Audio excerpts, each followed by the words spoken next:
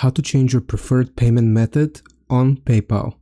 Sign into your PayPal account, then in the top right corner you should see the settings icon. Click on it. Once you select settings, then you want to focus on the top bar that says payments. So click on payments.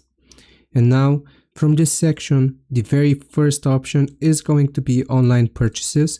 Choose a payment method at checkout. Once you click on that, then it's going to display all of your current payment methods. You have, for example, your debit card, your balance, and also your bank account. So when you select an option here from these which currently pop up, if you don't see any, then you will need to add them manually. Then you can just select whichever payment method you want to use on PayPal. Click on confirm.